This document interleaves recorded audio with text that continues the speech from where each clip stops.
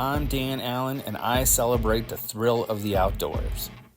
Join me as I explore the art of hunting and fishing, sharing tips, techniques, and stories from the wild. Discover how to sustainably source your meals from field to the table. Whether you're a seasoned pro or just starting out, I will inspire you to connect with nature, embrace the adventure, and savor the rewards and efforts. This is Danaconda Outdoors. All right, gang, it's the night before archery season, and I think I'm all geared up, getting ready to go.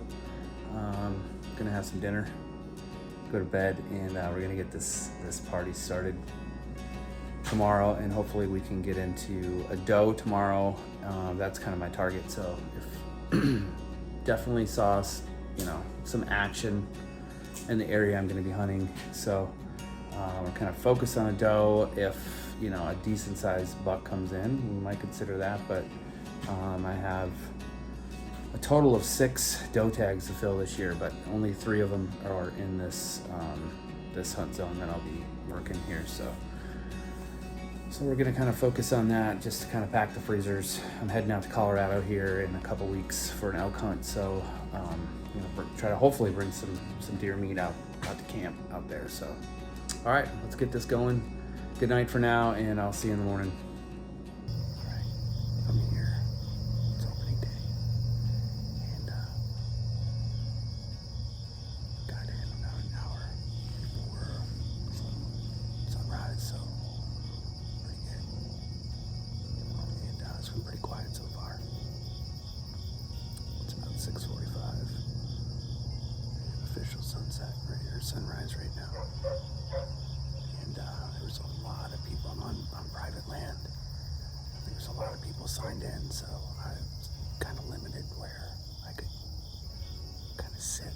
So I'm in a spot where I've seen a lot of deer cross over. And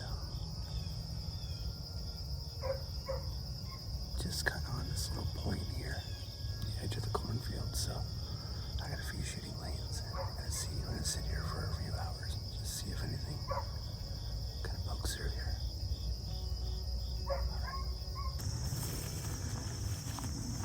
All right. It's about 9 a.m. and I want to move different positions on the other side of this field and try to cut into some of the timber.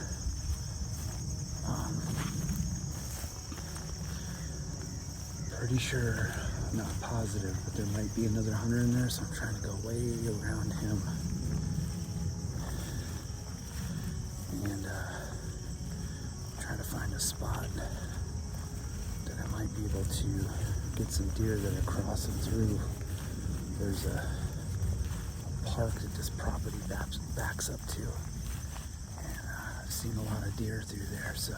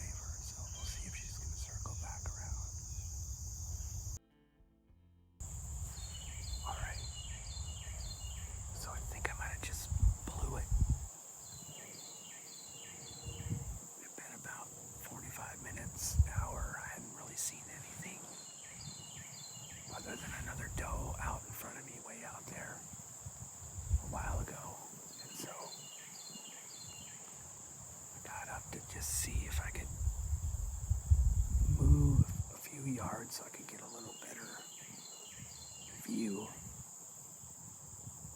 And there was a doe standing there about 45 yards off out in front of me, so I froze. Kind of had to stare down for about a minute, and then she bugged out. And then I saw 2 more does off in the the distance a little closer to this other kind of clearing area in this timber, and they were just moving through at a pretty good rate, so I might have just blew up this area. But it's still late morning, and I've seen some activity here midday and even till like 1:30.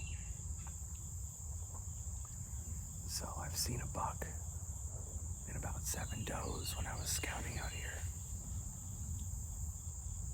And so I might try to see if I can reposition. Because I have some clearings in front of me, but a lot of brush as well, so I'm gonna just might make a move here. All right, it's midday here, I'm gonna call it. Surrounded by deer, and I had a pretty good spot. My second spot was pretty good, but you know, there was a little bit too much brush around where the deer were coming in, and I couldn't get them to step out. So when I decided to kind of move from that position, I stood up, and there's right in front of me, there was a spike staring at me, and he's not legal, unfortunately. So we had to stare down for a while. Kind of just made his way back. And I was kind of frozen. I couldn't get anything on film. But definitely lots of sign back there. I was literally surrounded by deer. Like I said, I just couldn't get them to come into the open. So we'll try it again. All right. Day 2 coming right up. If there's one thing that gets you fired up to get back out on the hunt, it's ending your previous day seeing several deer that were just a bit out of reach. It's the stalk and hunt that keeps bringing you back.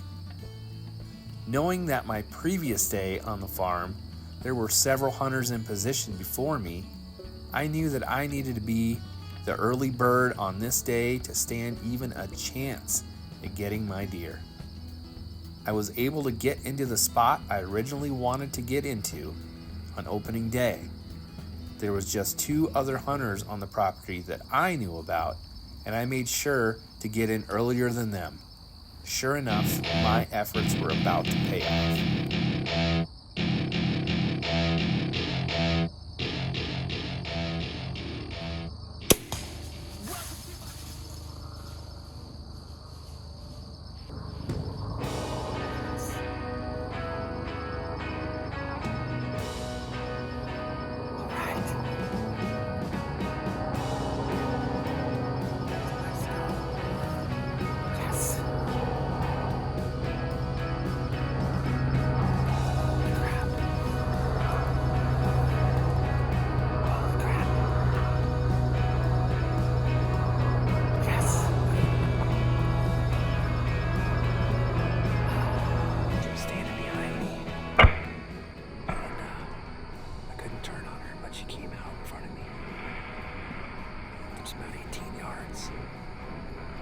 She was cornered to me, and I had a pretty good shot, so I feel pretty good about it.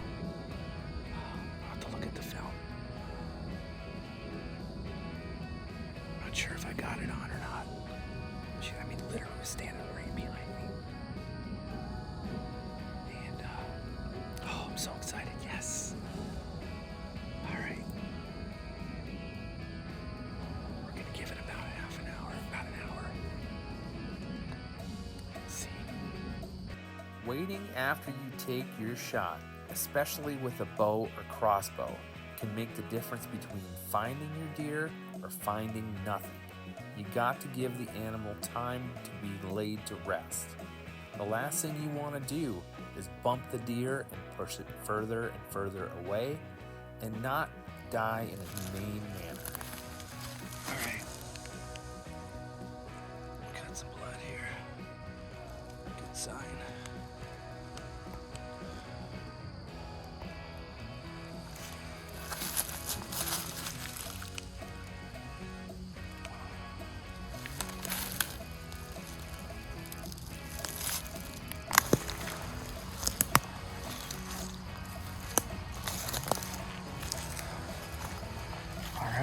she is.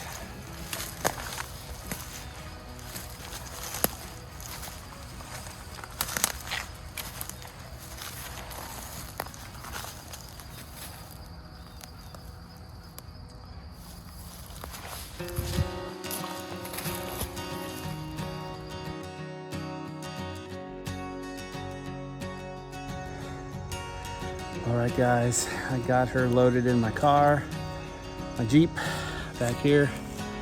It's nice I was able to drive part of the way back. I didn't have to drag her out too far, maybe about 60 yards or so. But yeah, got my first doe, first deer, and pretty excited about that. It's a nice little send off before I head up out to Colorado for elk camp, so we'll have some fresh meat for that. But yeah, it was about, I don't know, 7:25, and I kind of heard a branch snap behind me, and I was backed up to a tree, so I could only turn around a slight ways, but I cranked my head around as far as I could. Out of the corner of my eye, I could see it. There's a deer standing there. I didn't know if it was a buck or a doe or what. So I was like, okay, I'll just wait here and see if she comes around. So I got my camera set up, and I didn't quite have it on the shot, unfortunately. But I did.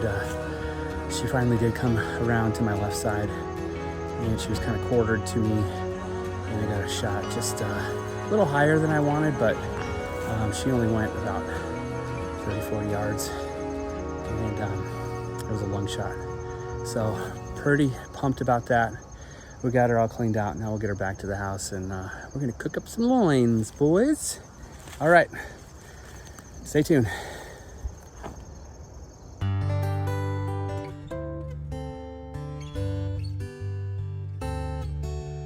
When it comes to cooking venison, you don't want to overthink it. Sometimes it's the simplicity of the dish that makes it so good. The first thing you need to do is trim up the meat. I'm using the tenderloin of this doe, so there's not much, but you definitely want to clean up the edges and get rid of any silver skin. Season up your meat with as much salt and pepper as you like, and get the herbs and garlic prepped up and set them aside. I'm using fresh thyme from our garden. Next, get your pan fired up nice and hot with oil. You want to keep in mind that we're just going to brown the outside of the loin, not cook it to its end temp. Once you have all sides browned, go ahead and add more oil, your herbs, and the garlic. Now the fun begins. Use a kitchen spoon and baste the meat for about a minute or two on each side. Once you feel the meat spring back from the touch, you can pull it off the heat and let it rest for 5 or 10 minutes. After it's done resting, slice it up into medallions and serve with some mashed potatoes and green beans.